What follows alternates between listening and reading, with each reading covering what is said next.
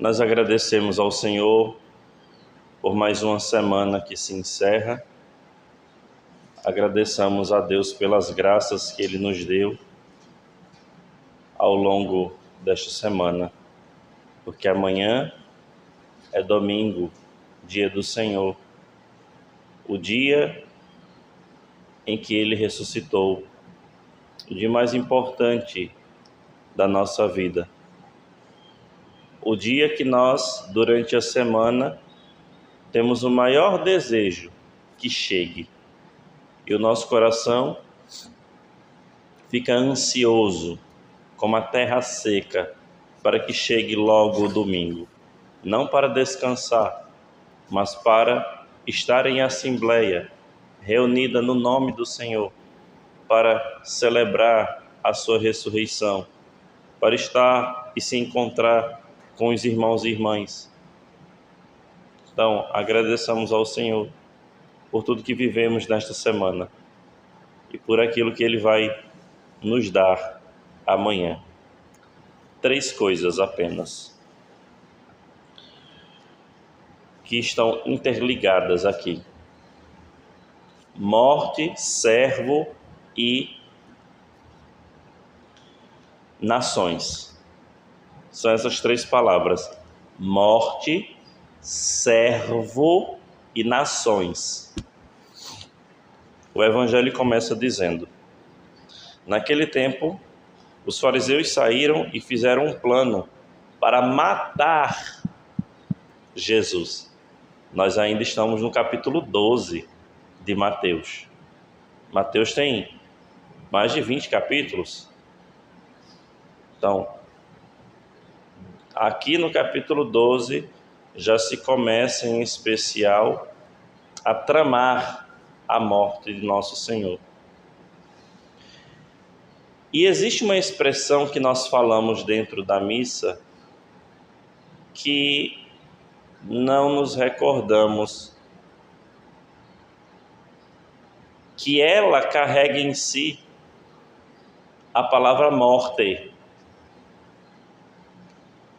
Falar esta expressão dentro da missa é falar de sacrifício.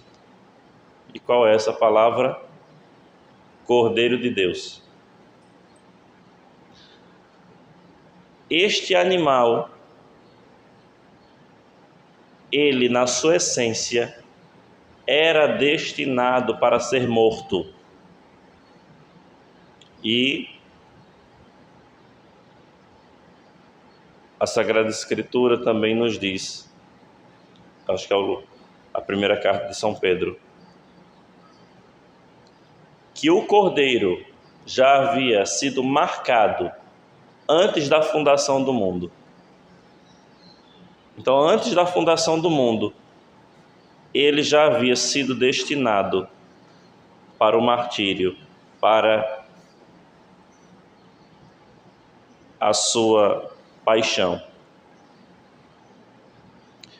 É por isso que aqui aparece a segunda figura que eu falei no início, a figura do servo.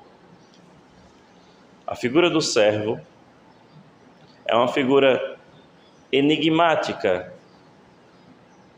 porque se nós formos para o livro de Isaías, a figura do servo aparece algumas vezes, e nós lemos os cânticos do servo durante a quaresma, no finalzinho ali da quaresma, na Semana Santa propriamente dita, principalmente na Sexta-feira Santa.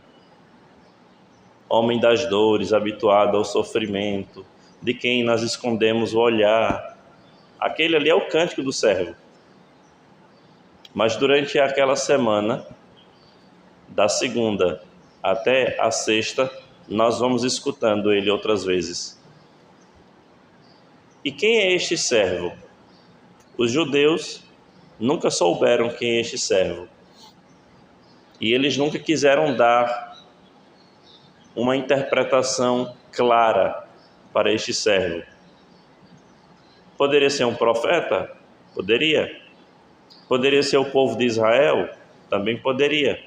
Mas nós, quando lemos a palavra servo, o meu eleito, nós automaticamente colocamos o nosso olhar em Cristo. O servo sofredor. E aqui nos diz: eis o meu servo que escolhi, o meu amado, no qual coloco a minha afeição.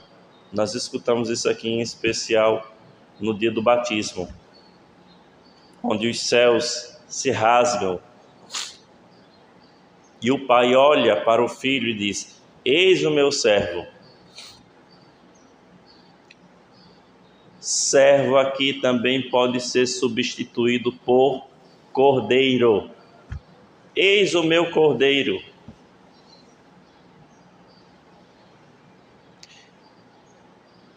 Aqui entra a terceira palavra, nações, porque o Evangelho termina dizendo: em seu nome, no nome do servo, no nome do cordeiro, as nações. Que nações são essas? São todos os povos, os pagãos, nós. É como se o sacrifício do cordeiro, a morte do servo, ultrapassasse o tempo, o espaço e as barreiras culturais e atingisse todos os povos. É como se começasse dentro do povo judeu e, como uma grande pedra atirada ao lago, formasse ondas que chegam até as bordas, ou então como um grande tsunami que começa em um epicentro, em um determinado lugar, e aquelas ondas se espalham. Assim é a morte do cordeiro, assim é a morte do servo. Tem um objetivo: alcançar todos os homens, de todas as épocas, de todas as culturas. O sacrifício do cordeiro é para que todas as nações se tornem membros do seu corpo, que é a igreja.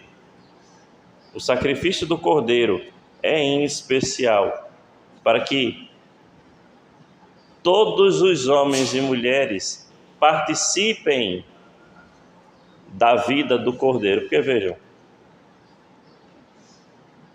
ou Jesus é Deus ou nada feito. Sendo ele Deus, todos os povos convergem para ele. Precisam fazer a rota de conversão para ele. Em seu nome, as nações depositarão a esperança. É por isso que nós ainda continuamos a anunciar Cristo, porque só nele o homem encontra a verdadeira esperança. A verdadeira esperança nos é dada por um homem chamado Jesus de Nazaré. Eu me lembro que quando eu estava no seminário ainda, no meu último ano, eu já era diácono, e todos os seminaristas, eles passam por uma espécie de banca, como se fosse uma espécie de apresentação de TCC. Se sorteia um tema, aí nós temos mais ou menos 15 minutos para destrinchar aquele tema e apresentar o tema. Aí depois, os professores, eles começam a fazer perguntas. Nós chamamos isso de De Universa, o exame. E eu me lembro que o professor, que era um italiano, ele me perguntou. Eu fiz a apresentação, foi sobre... O meu tema foi os novíssimos, né? Os fins do homem. Morte, juízo, purgatório, inferno. E ele perguntou assim: o Senhor não acha que a história da ressurreição não pode ser simplesmente um fato fictício, uma história fantasiosa? E eu respondi: não, não é. Porque se assim fosse, como é que nós explicaríamos a morte de todos os apóstolos? Será que eles dariam a sua vida e colocariam a sua vida em risco por um personagem do passado que não está vivo nem ressuscitado? Eles sabiam em quem haviam depositado a esperança, em Cristo Jesus. Aí depois disso o professor disse: não tenho mais nada a perguntar. Rendamos graças ao Senhor por termos sido alcançados pelo seu sacrifício, e é nele que depositamos toda a nossa esperança.